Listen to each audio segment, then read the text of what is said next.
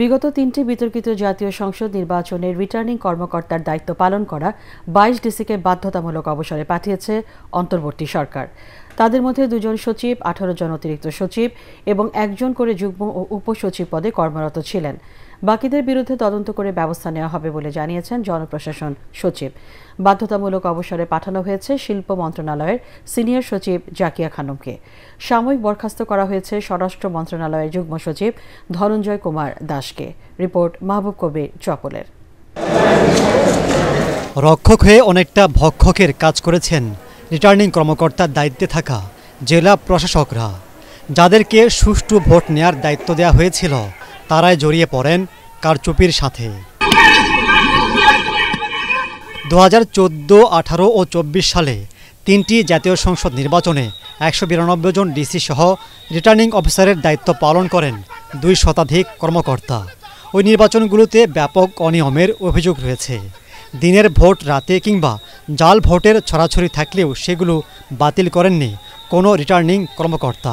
অন্তর্বর্তী সরকার বলছে আওয়ামী লীগকে বারবার অবৈধভাবে ক্ষমতায় আসতে সহযোগিতা করেছেন প্রশাসনের এসব কর্মকর্তা।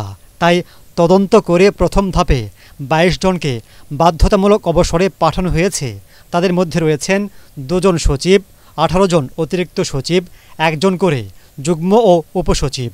দৃষ্টান্ত স্থাপন করতেই এমন পদক্ষেপ নেওয়া হয়েছে বলে জানালেন জনপ্রশাসন সচিব। সঠিক প্যাড আর সঠিক তথ্য দিয়ে এসব সামলে নিব এক হয়ে। Mona Lisa sanitary napkin. 2014, 2018 এবং 2024 আমরা এটাকে কেউ বলি বিতর্কিত, কেউ বলি অগ্রহণযোগ্য, কেউ বলি দিনের ভোট রাতে ইত্যাদি। এই সমস্ত জায়গায় যে সমস্ত রিটার্নিং অফিসার তারা অনেক বড় নেগেটিভ ভূমিকা রেখেছিল। কোনো একজন ডিসিও বলে নেই যে আমি প্রতিবাদ করব, অথবা আমি রিটার্নিং অফিসার থাকবো না, অথবা আমি রিজাইন করলাম, আমি কাজ করব না। আমরা 43 জন অলরেডি ওএসডি করেছি। ওএসডি তাদের করা হয় যাদের চাকরির বয়স 25 বছরের কম, আর 25 বছরের বেশি হয়ে গেলে তাদেরকে আমরা বাধ্যতামূলক অবসর দিচ্ছি। অন্যদের ক্ষেত্রেও তদন্ত করে পর্যায়ক্রমে ব্যবস্থা নেওয়া হবে বলে জানান তিনি।